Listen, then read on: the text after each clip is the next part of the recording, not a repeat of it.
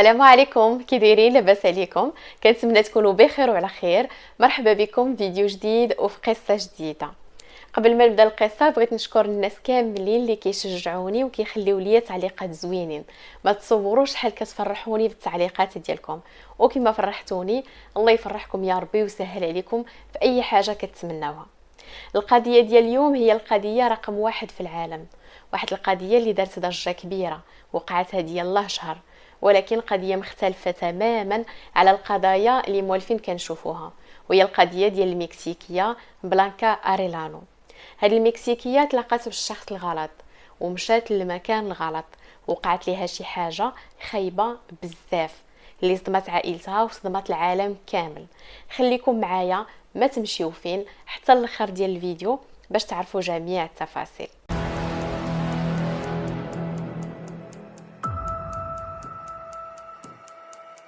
بلانكا اريلانو هي واحد المكسيكيه في العمر ديالها 51 عام. كانت كتعيش هي والعائله ديالها في مدينه مكسيكو، عازبه وما عمرها ما تزوجات. كان الحلم ديالها انها تزوج وتكون اسره، لانها كتحماق على الوليدات الصغار، وكانت باغا يكون عندها شي وليد ولا شي بنيته، ولكن ما جابش الله. كان دائما كتجرب حظها وكتدخل في علاقات عاطفيه مع بزاف ديال الرجال، ولكن للاسف كانوا كاملين علاقات فاشله وما قدراتش تلقى الرجل المناسب.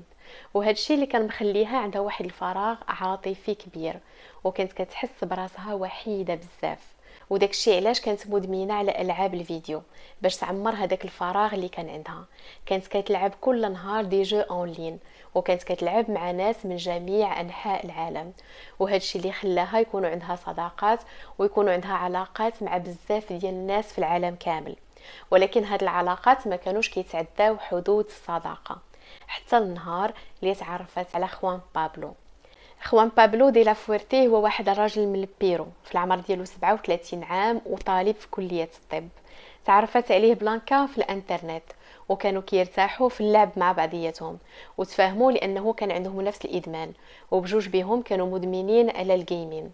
ولكن بشويه بشويه العلاقه ديالهم تطورات، تبادلوا ارقام التليفونات ديالهم، مواقع التواصل الاجتماعي، ولاو كيهضروا كل نهار، بقاو كيشاطيو مع بعضياتهم وكيهضروا ابل فيديو لمده ديال شهور، حتى ولاو كيبغيو بعضياتهم بزاف، وما بقاوش كيقدروا يدوزوا النهار بلا ما يهضر معاها وبلا ما تهضر معاه وبلا ما تشارك معاه ويشارك معاها الحياه اليوميه ديالهم. وهنا قرروا انهم يتلاقاو باش يزيدوا يتعرفوا على بعضياتهم اكثر، وكل واحد فيهم اقتنع انه لقى الشخص المناسب ولقى الشخص اللي بغى يكمل معاه حياته. بلانكا كانت فرحانه بهاد العلاقه بزاف، واخيرا عاشت قصه الحب اللي كانت باغا تعيش، وتلاقات بالشخص المناسب اللي بغات تكمل معاه حياتها، واخا المسافه اللي كانت بيناتهم واخا فرق السن اللي كان بيناتهم. لان بلانكا كان في العمر ديالها 51 عام، وخوان بابلو في العمر ديالو يلاه 37 عام، ولكن هذا الشيء ما كان كيشكل ليهم حتى شي عائق في العلاقه ديالهم. المهم بقاو على هذا الحال، ونهار على نهار كانوا كيبغيو بعضياتهم اكثر. وخوان بابلو ولا كيقول بلانكا انه كيبغيها بزاف وما بقاش قادر يعيش بلا بها، وانه ما يقدرش هو يجي لعندها لانه عنده امتحانات وعنده دروس وما عندوش كيفاش يدير، وطلب منها ان هي اللي تجي عنده وتزورو في البيرو، وهكا يتعرفوا على بعضياتهم اكثر والعلاقه ديالهم تزيد توطد. وبلانكا وافقات على هذا الاقتراح. وفي شهر 7 اللي فات جمعت العائله ديالها وقالت لهم انا راني قررت نمشي للبيرو عند الحبيب ديالي. وبالفعل نهار 27 في شهر 7 2022 هزات باليزاتها وشدات الطياره ومشات للبيرو عند خوان. كلشي داز مزيان، تلقى ليها خوان بابلو في المطار وداها للدار، وكانت فرحانه لان الدار كانت بعيده غير ب5 دقائق على البحر، وهي كانت كتحماق على شي حاجه سميتها البحر. المهم سكنت معاه وعجبها الحال بزاف وما ندماتش لانها مشات عنده. كانت دائما كتهضر مع العائله ديالها والام ديالها، وخصوصا بنت خوها كارلا. كارلا كانت قريبه بزاف من بلانكا وكانت كتعاود ليها جميع الاسرار ديالها، وكانت كتصل بها من تما كل نهار وكتعاود ليها قداش هي فرحانه وكيفاش عايشه واحد قصه حب زوينه بزاف، وكتقول ليها ان خوان بابلو كيعاملها معامله زوينه وانها ما ندماتش حيت مشات لعنده. المهم كلشي كان هو هذاك، كلشي كان غادي مزيان حتى نهار 7 في شهر 11 اللي فات غادي تغبر بلانكا، وعائلتها ما غادي يعاودوا يسمعوا عليها حتى شي خبر. كيتصلوا بها عليها كيلقاو التليفون ديالها طافي وغبرات على جميع مواقع التواصل الاجتماعي، وهذا الشيء ما كانش من عوايدها. كانت واحد الانسانه نشيطه على مواقع التواصل الاجتماعي، كتحط بوستات، كتحط صورها دائما وكتشارك الحياه ديالها مع الناس. ولكن دابا والو، غبر ليها الاثر. وهنا عائلتها غادي يتشوشوا عليها وغادي يخافوا لا تكون واقعه ليها شي حاجه خايبه. وكارلا غادي تتواصل مع خوان، صيفطات ليه ميساج في الفيسبوك وسولاتو على عمتها وشنو واقع ليها، وعلاش هذه 5 ايام التليفون ديالها طافي، وعلاش هذه 5 ايام ما هضراتش معاهم بحال اللي موالفه كدير، وطلبت منه باش يطمنهم عليها في اقرب وقت. وهنا غادي يفاجئها خوان وغادي يقول ليها عمتك هذه 5 ايام باش مشات بحالها، هزات باليزاتها ومشات لليما باش تشد الطياره وترجع للمكسيك. قال ليها للاسف قنطات وما عجبهاش الحال معايا، وانا باقي الله طالب وما قدرتش نوفر ليها الحياه اللي كانت باغا. داكشي علاش تفاهمنا وتفارقنا حبيا، وهزات باليزاتها ومشات. وهنا كارلا غادي تشك في شي حاجه، وهاد الهضره ما غاديش تدخل ليها راسها، لانها اخر مره هضرات مع عمتها اكدت ليها انها فرحانه بزاف وان الامور غاديه بخير وكل شيء غادي مزيان ما بينها وبين خوان، وما قالت ليهاش نهائيا انها قنطانه ولا انها ما عجبهاش الحياه معاه. دخلت لتويتر وحطت تصويره ديال بلانكا وكتبت واحد التغريده كتقول فيها: عمرني ما تصورت شي نهار انني غنتعرض لهذا الموقف، انا كنقلب على اعز انسانه في حياتي واللي هي عمتي. مشات للبيرو في شهر 7 عند الحبيب ديالها، وهذه 5 ايام ما بقينا سمعنا عليها حتى شي خبار. عطاتهم العنوان وطلبت من اي واحد كاين تما يمشي ويسول على عمتها ويعاونها باش تلقاها. والنهار اللي من موراه حطت التصويره ديال خوان والكونت ديالو ديال الفيسبوك، وحطت سكرين ديال المحادثه ديالها معاه، وقالت لهم هذا هو الشخص اللي مشات عنده بلانكا للبيرو. الاف ديال الناس تفاعلوا مع التغريده وبارطاجاوها. وهنا خوان بعجبوش الحال، لان بالنسبه ليه كارلا شوهاتو، حطت تصاورو وحطت الكونت ديالو وما عندهاش الحق دير هذا الشيء. وهنا غادي يجي وغادي يخلي واحد التعليق وغادي يكتب واحد الحاجه اللي فاجات كارلا والعائله ديالها. غادي يكتب خوان هضره متناقضه مع الهضره اللي قال لكارلا، وغادي يقول ليها ما عندكش الحق تحطي تصاوري، انا ما درت حتى شي حاجه، الحاجه الوحيده اللي درت هو انني عاونتها لانها ما كان عندها ما تاكل ما تشرب وما كان عندها فين تسكن، وانا ما عندي حتى شي علاقه غراميه معها، كانت مجرد صديقه وعاونتها فقط لانها كانت محتاجه للمساعده. وغادي يطلب منها انها تحيد تصاوره وتحيد سميتو من مواقع التواصل الاجتماعي، وغادي يقول لها كاين شي حاجه سميتها القانون، وإلا كنت داير شي حاجه سيري عند القانون هو اللي غادي ياخذ لك حقك. وغادي ياكد للناس انه ما عنده حتى شي علاقه بالاختفاء ديال بلانكا. ولكن كارلا والعائله ديالها ما غاديش يتيقوا هذا الشيء، وغادي يزيدوا يشكوا فيه اكثر لان الهضره ديالو متناقضه. في الاول قال ليها ان بلانكا ما عجبتهاش العيشه معاه وانهم تفارقوا حبيا وشدت الطياره باش ترجع للمكسيك. ودابا كيقول الناس انه ما عمره ما كانت عنده علاقه معها وانه عاونها غير في سبيل الله، غير حيت كانت محتاجه للمساعده وما كان عندها لا فين تسكن لا ما تاكل لا ما تشرب، وانه فوق من هذا الشيء كله عطاها شويه الفلوس وطلب منها باش تمشي بحالها حيت ما يقدرش يسكنها عنده اكثر.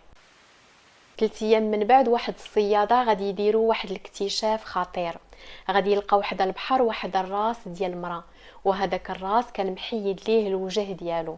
وغادي يلقاو واحد اليد اليمنيه حتى هي ديال المراه وكان باقي فيها في الصبع ديالها واحد الخاتم. ومن بعد ساعات غادي يلقاو الطرس يعني الكسده ديال هذيك الجثه، ولكن كانت خاويه من الاعضاء ديالها كاملين. هذه القضيه هزت الراي العام في البيرو وخصوصا هذيك المدينه اللي لقاو فيها الاجزاء ديال هذه الجثه، وعرفوا ان القضيه متعلقه بالاتجار في الاعضاء البشريه، وكان خاصهم ضروري يحلوا لغز هذه الجريمه لانها ولات قضيه راي عام ماشي غير وطني ولكن دولي. البوليس تواصلوا مع العائله ديال بلانكا وصيفطوا لهم التصويره ديال الخاتم اللي لقاو في الصبع ديال هذيك الجثه، وجاوبوهم العائله بواحد التصويره ديال بلانكا اللي دايره فيها نفس الخاتم، وقالوا لهم ان بلانكا ما عمرها ما حيدات هذاك الخاتم من يديها، وهذا الشيء كيأكد ان الجثه ديالها.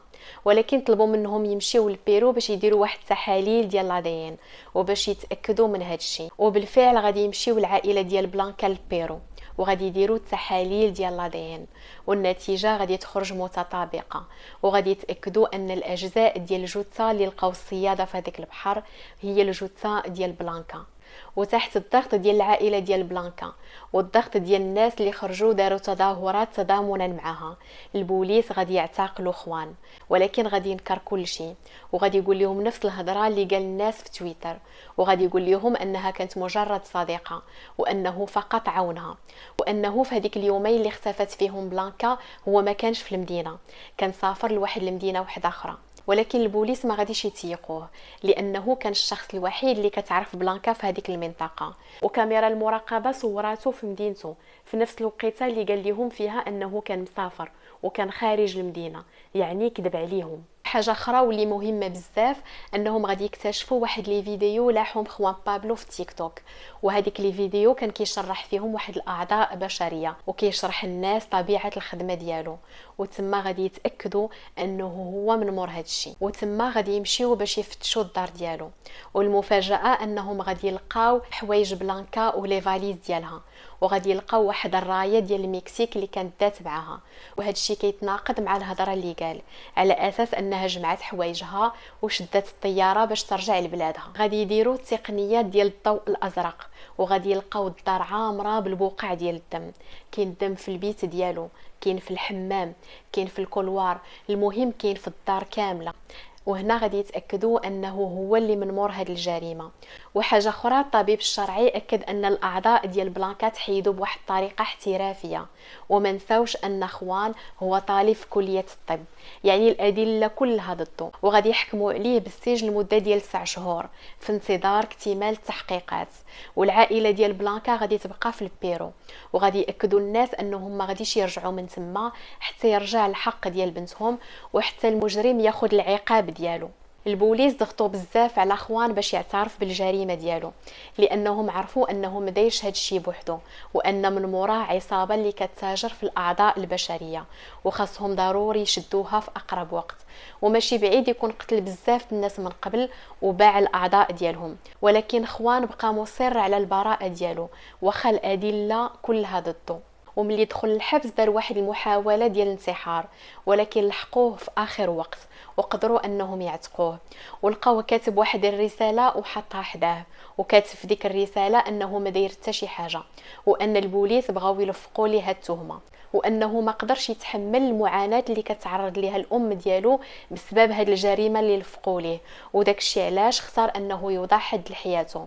ولكن البوليس عرفوا ان هذه مجرد تمثيليه، وانه دار هاد الطريقه فقط باش يدوخهم وباش يخليهم يحيدوا عليه الشكوك. المهم حاليا خوان بابلو في الحبس وتحت الحراسه المشدده باش ما يعاودش ينتحر مره اخرى، والبوليس دايرين ما في جهدهم ومكتفين التحقيقات باش يحلوا لغز هذه الجريمه. وبطبيعه الحال الا كان شي جديد في هذه القصه غادي نعاود نحط لكم فيديو ثاني. هاد القصه خاصها تكون عبره لاي واحد كيتعرف على الناس في الانترنت وكيدير فيهم الثقه وكيمشي وكيتلاقى بهم ولا كيمشي وكيسافر عندهم. قبل ما تعرف على حتى شي واحد وقبل ما تلاقى بحتى شي واحد عارف راسك معامن، سول على داك الشخص وتاكد من الهويه ديالو مزيان، لان العالم الافتراضي ماشي هو العالم الواقعي. وهنا غادي تكون القصه ديال اليوم سالات. خليوا لي رايكم في التعليقات، نتلاقاو مره اخرى مع قصه اخرى، تبقاو على خير.